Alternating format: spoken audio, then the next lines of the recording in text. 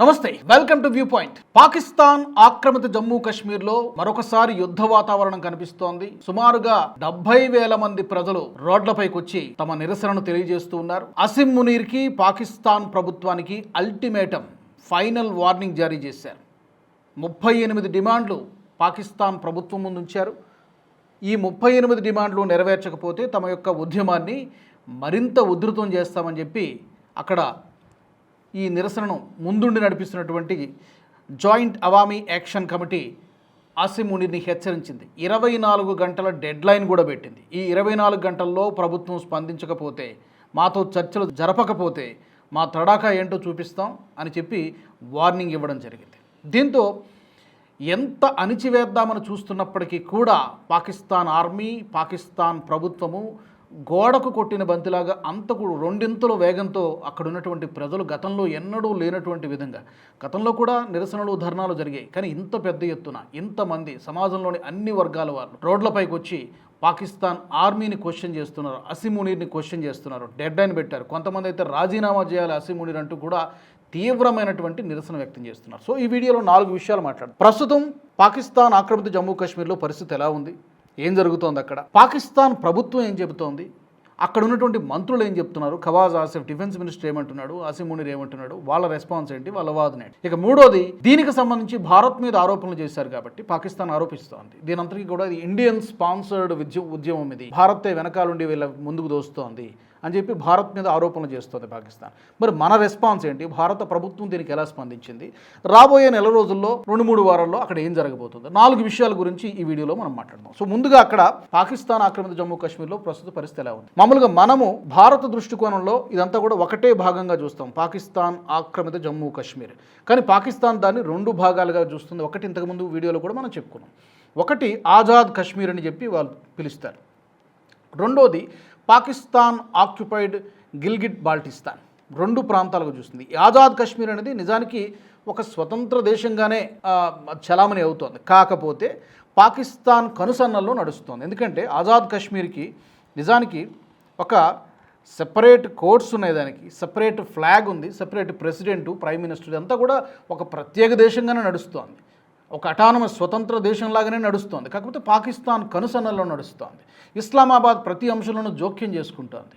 So మన దగ్గర నుంచి స్వాధీనం చేసుకున్న తర్వాత 2 భాగాలుగా దాన్ని విడదీసి పరిపాలిస్తోంది పాకిస్తాన్. కానీ ఇప్పుడు అక్కడ ఉన్నటువంటి ప్రజలు ఏం డిమాండ్ చేస్తున్నారంటే, మా వనరుల్ని దోచుకుంటున్నారు, మా ప్రాంతంలో ఉన్నటువంటి సంపదని దోచుకుంటున్నారు, మా హక్కుల్ని కాళరాస్తున్నారు, మాకు మౌలిక వసతులు లేవు, సదుపాయాలు లేవు, పొలిటికల్ రిప్రజెంటేషన్ లేదు, ఒక బి గ్రేడ్ సిటిజన్స్ లాగా, బానిసల్లాగా మమ్మల్ని చూస్తున్నారు. ఇంకా ఎన్ని దశాబ్దాలు మీ యొక్క అణచివేతను భరించాలి, ఇక మా ఓపిక నశించిపోయింది, మీరు స్పందిస్తారా, మా హక్కులను నెరవేరుస్తారా, మా డిమాండ్లను పరిష్కరిస్తారా, లేదా రాజీనామా చేస్తారా, లేకపోతే మమ్మల్ని మేము స్వతంత్ర దేశంగా ప్రకటించుకోవాలా అని చెప్పి వార్నింగ్ ఇస్తున్నటువంటి పరిస్థితి. సో ఇప్పుడు ఏం జరుగుతోంది అక్కడ పాకిస్తాన్ ఆక్రమిత జమ్మూ కాశ్మీర్లో ఏం జరుగుతోంది, పర్టికులర్గా ఈ ఆజాద్ కాశ్మీర్ ప్రాంతంలోనే ఈ మొత్తం ఈ అల్లర్లు, నిరసనలు జరుగుతున్నాయి.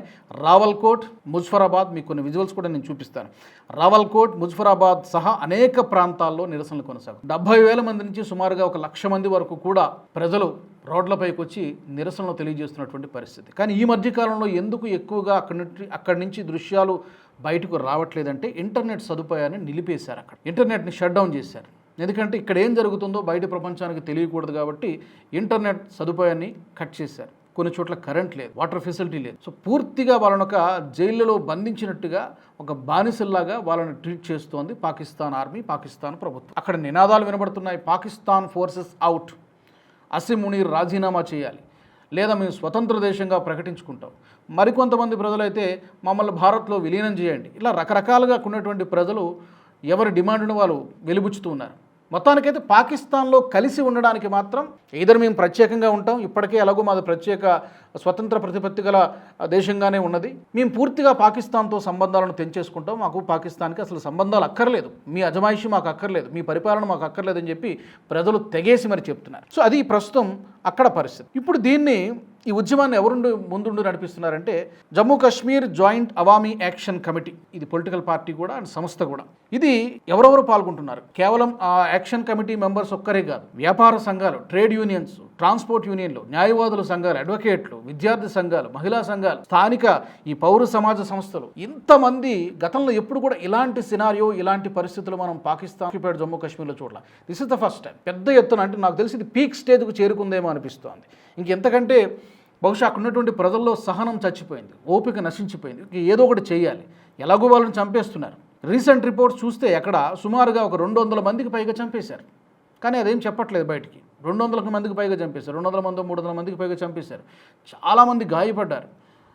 సో అంత ఉక్కుపాదంతో ఆర్మీని ఉపయోగించి అక్కడ ప్రజల్ని తొక్కేస్తూ ఉన్నారు. అయినప్పటికీ కూడా ప్రాణాలకు తెగించైనా సరే ఈసారి ఏదో ఒకటి చేస్తాం, మేము ఏదో ఒకటి చేసి తీరాలి. ఇప్పుడు బలూచిస్తాన్లో ఏం జరిగిందో, వాళ్ళు ఎలాగైతే 1-2 నెలల కిందట స్వాతంత్రం ప్రకటించుకున్నారో అలాగే మేము కూడా ప్రకటించుకుంటామనేటువంటి దిశగా ఈ రోజున పాకిస్తాన్లో ఆ పీఓజేకేలో ఉన్నటువంటి ప్రజలు అడుగులు ముందుకేస్తున్నారు. బలూచిస్తాన్లో పెద్ద ఎత్తున రగులుతున్నటువంటి ఉద్యమాన్ని అణచివేయడానికి అక్కడ ఉన్నటువంటి మహరంగ్ బలోచ్, ఆమె చాలా వీరోచితమైనటువంటి పోరాటం చేశారు. ఆమెకి ఈ మధ్యనే జీవిత ఖైదు విధించారు. అంటే అక్కడ ఉద్యమాన్ని పూర్తిగా అనగదొక్కేయడానికి పాకిస్తాన్ ఆర్మీ చేసినటువంటి ఒక పెద్ద కుట్ర. మహరంగ్ బలూచ్ అని కొడితే ఆమె చాలా పెద్ద హిస్టరీ, ఆమె చాలా పెద్ద ఎత్తున పోరాటం చేసినటువంటి మహిళ ఆమె. సో కమింగ్ బ్యాక్ టు పీఓజేకేలో ప్రధానంగా వీళ్ళు 38 డిమాండ్లు పెట్టారు. అందులో అన్నిటి గురించి మనం మాట్లాడుకోలేం. ప్రధానమైనటువంటి డిమాండ్లు ఏం చెప్తున్నారంటే, వాళ్ళు విద్యుత్తు స్థానిక ఉత్పత్తిదారులకి ఇవ్వాలి. ఎందుకంటే అక్కడ వాళ్ళు మిగతా రాష్ట్రాల్లో ఒకలాగా కరెంటు ఛార్జీలు వసూలు చేస్తున్నారు, ఇక్కడ ఈ ప్రాంతంలో ఆజాద్ కాశ్మీర్లో కరెంటు ఛార్జీలు దానికి డబుల్ రెట్టింపు ఛార్జీలు వసూలు చేస్తున్నారు. భారీ జల విద్యుత్ ప్రాజెక్టులు అక్కడ ఉన్నప్పటికీ కూడా ప్రజలకు మాత్రం అక్కడే పవర్ జనరేట్ అవుతుంది, ప్రజలకు మాత్రం డబుల్ ఛార్జీలు వసూలు చేస్తూ వాళ్ళని జలగల్లాగా పట్టి పీడిస్తూ ఉన్నారు. ఇదొకటి. తర్వాత గోధుమ ఇలాంటి వాటికన్నిటికీ సబ్సిడీలు ఇవ్వాలి. లైక్ గిల్గిట్ బాల్టిస్తాన్లో ఎలాగైతే సబ్సిడీ ఇస్తున్నారో మాకు కూడా అలాగే సబ్సిడీ ఇవ్వాలి. సెకండ్. ఇక థర్డ్, రాజకీయ నాయకులు, బ్యూరోక్రాట్లు ప్రత్యేక సౌకర్యాలు రద్దు చేసుకోవాలి. వాళ్ళు ఈ రాయల్ ట్రీట్మెంటు, మంత్రులు కానీ, ఎమ్మెల్యేలు కానీ, ఎంపీలు కానీ, ఉన్నతాధికారులు ఈ విలాసవంతమైనటువంటి ఖర్చులను తగ్గించుకోవాలని డిమాండ్ చేస్తూ ఉన్నారు. నిజానికి అక్కడ జరుగుతోంది, ఈవెన్ బలూచిస్తాన్లో అయినా లేకపోతే పీఓజేకేలో అయినా కూడా జరుగుతోంది ఏంటంటే, అక్కడ ఆ ప్రాంతంలో ఉన్నటువంటి సహజ వనరుల్ని, రిసోర్సెస్ని కొల్లగొడుతున్నారు, దోచుకుంటున్నారు. భూముల్ని కూడా వీళ్ళు పంజాబీల డామినేషన్, పంజాబ్ ప్రావిన్స్ది డామినేషన్ మొత్తం అంతా కూడా వాళ్ళదే డామినేషన్. చట్టసభల్లో వాళ్ళ ప్రాతినిధ్యమే, వీళ్ళకి అసలు ప్రాతినిధ్యం ఉండదు, ఆర్థికంగా హక్కులు ఉండవు, మౌలిక సదుపాయాలు ఉండవు, కనీస వసతులు, వాటర్, ఎలక్ట్రిసిటీ కూడా చాలా ప్రాంతాల్లో సరిగ్గా లేదు. ఇది తినడానికి గోధుమలు, ఆట ఇది కూడా ఉండదు. మరి ఇంకెందుకు వాళ్ళు కలుపుకున్నారు, ఆక్రమించేసుకున్నారు. మరి పరిపాలన చేత కాదు. సో ఇప్పుడు దీంతో పాటు మరొక ప్రధానమైనటువంటి డిమాండ్, అసెంబ్లీలో ఉన్నటువంటి 12 రెఫ్యూజీలకు ప్రాధాన్యత అంటూ అక్కడ ఇస్లామాబాద్ నుంచి వచ్చేటువంటి వాళ్ళకు ఒక 12 సీట్లు కేటాయించారు. తద్వారా ఇస్లామాబాద్ కంట్రోల్ చేస్తోంది మా ప్రాంతాన్ని, ఇది ఉండకూడదు, ఇది తీసేయాలని చెప్పి వాళ్ళు పట్టుబడుతూ ఉన్నారు. స్థానిక వనరులపైన స్థానికులకే అధికారం ఉండాలి. ఫర్ ఎగ్జాంపుల్ ఎలక్ట్రిసిటీ కానీ, సహజ వనరులు కానీ, ఇవన్నీ కూడా ఇక్కడ పీఓజేకే అభివృద్ధికి, డెవలప్మెంట్కి వినియోగించాలి. కానీ ఇక్కడి నుంచి మీరు తీసుకుపోతున్నారు. ఇది మేము తీవ్రంగా ఖండిస్తున్నాం. అలాగే ఇంటర్నెట్ ఆంక్షలు, ఈ అరెస్టులు కూడా ఆపేయాలి, ఇంటర్నెట్ ఫెసిలిటీ మళ్ళీ రీస్టోర్ చేయాలని చెప్పి కోరుతాయి. ఇవి ప్రధానంగా వాళ్ళు వినిపిస్తున్నటువంటి డిమాండ్లు. మొత్తం 38, వాటిలో ప్రధానమైనటువంటివి ఇవి. అయితే ఇప్పుడు దీనికి, ఈ ఉద్యమానికి, నిరసనలకు అంతర్జాతీయ మద్దతు ఉందా కావాల్సినంత అంటే, అన్ఫార్చునేట్లీ దురదృష్టవశాత్తు ఉండాల్సినంత మద్దతు లేదు, నిజంగా లేదు. భారత ప్రభుత్వం కూడా అఫ్కోర్స్ ఉన్నంతలో భారత ప్రభుత్వమే స్పందించింది.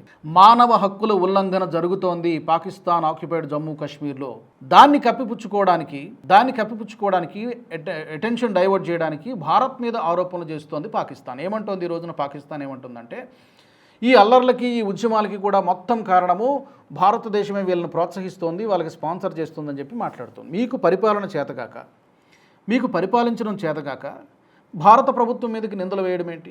ఈ స్వాతంత్రం వచ్చిన 75-76 సంవత్సరాలలో 45 ఏళ్ళు సుమారుగా ఆర్మీ కంట్రోల్ని అఫీషియల్లీ, అధికారికంగా పాకిస్తాన్లో 45 సంవత్సరాలు పాకిస్తాన్ ఆర్మీ కంట్రోల్లోనే ఉంది.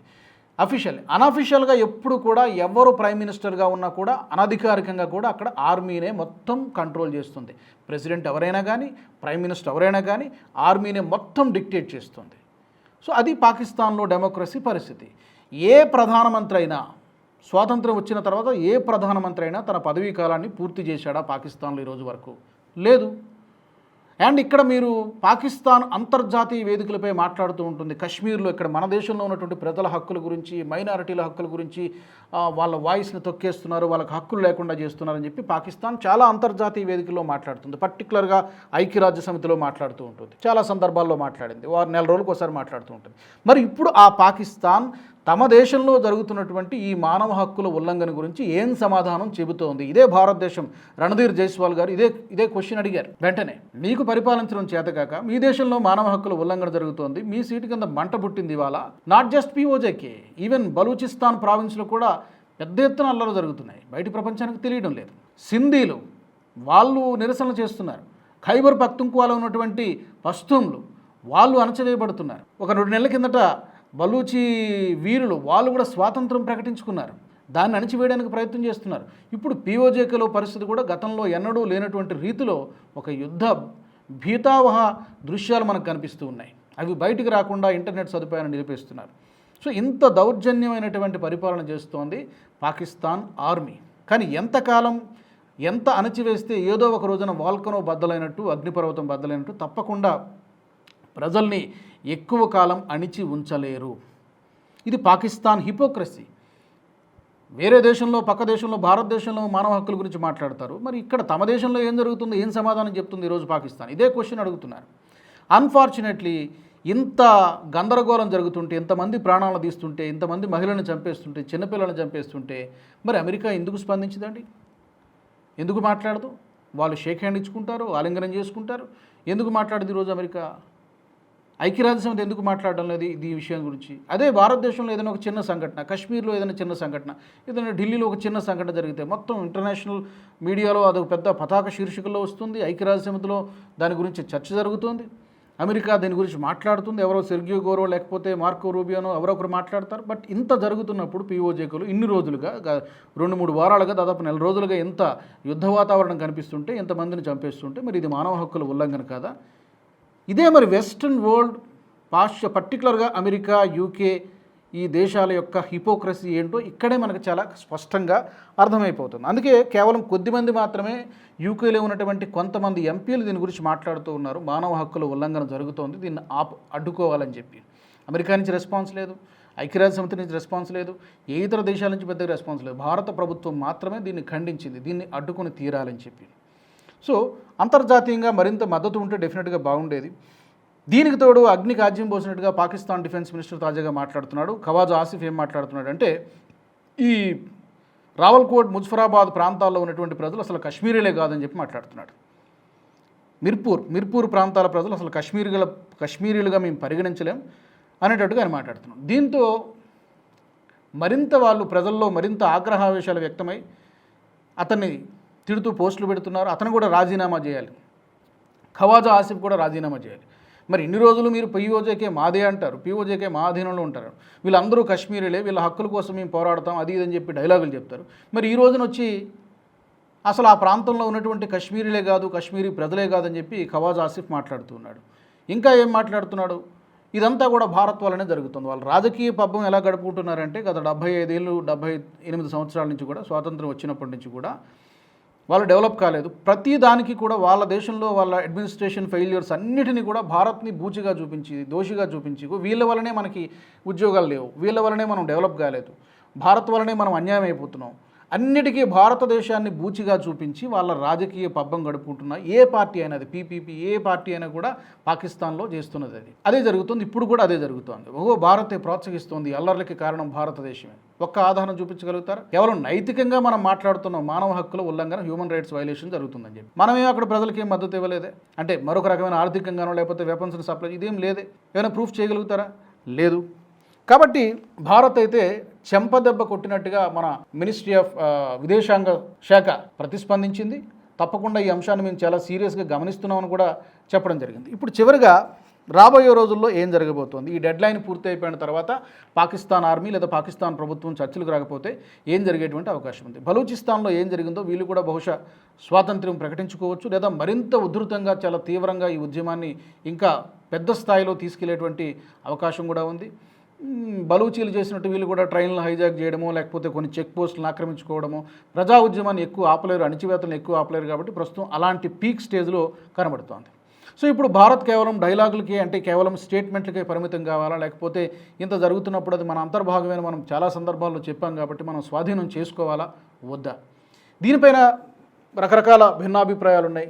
ఎస్, మనం దాన్ని వెంటనే బై హుక్ ఆర్ క్రుక్ మనం దాన్ని వెంటనే తీసుకోవాలి అని చెప్పి ఒక ఎమోషనల్గా చాలామంది ప్రజలు మాట్లాడతారు. కానీ ఇది ప్రాక్టికల్గా సాధ్యం కాదు. అన్ఫార్చునేట్లీ సాధ్యం కాదు. మిలిటరీని ఉపయోగించలేము, దాని పరిణామాలు వేరే ఉంటాయి. మరి ఏం చేయాలి? నైతికంగా మద్దతు తెలియజేయడము, అంతర్జాతీయంగా ఒత్తిడి తీసుకొచ్చేటట్టుగా చేయడము, కొంతకాలం వేచి చూసేటువంటి ధోరణి అవలంబించి తనంతట తానుగానే వాళ్ళు స్వతంత్ర దేశంగా ప్రకటించుకుంటే గనక బ్యాక్ నుంచి వాళ్ళకి సపోర్ట్ చేసి మరికొంతకాలం ఆగిన తర్వాత అక్కడ ప్రజల్లో ఉన్నటువంటి రాడికలైజేషన్, ఇప్పుడు పాకిస్తాన్కి వ్యతిరేకంగా మాట్లాడుతున్నారు కానీ వాళ్ళంతా భారతదేశం ప్రేమికులేం కాదు.